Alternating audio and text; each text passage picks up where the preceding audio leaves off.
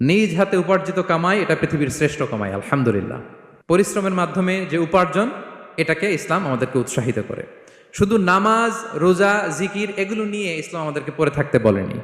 Quranic order হচ্ছে আপনার নামাজ শেষ, আপনি বেরিয়ে পড়বেন, কাজে বেরিয়ে যাবেন। ফাইদা কুদিয়াতিস সালাতু ফান্তাশিরু ফিল আরদি ওয়াবতাগু মিন ফাদলিল্লাহ। বিধানটা কার বলুন? আওয়াজ করে বলুন, বিধানটা কার? এটা কোরআনিক ভার্ডিক্ট, কোরআনের বিধান। নামাজ শেষ, গোল হয়ে বসে জিকির করতে বলা নাই আল্লাহ। আল্লাহ বলেছে ফান্তাশিরু ফিল আরদ ওয়াবতাগু মিন ফাদলিল্লাহ, জমিনে ছড়িয়ে পড়ো, আল্লাহ রিজিক তালাশ করো।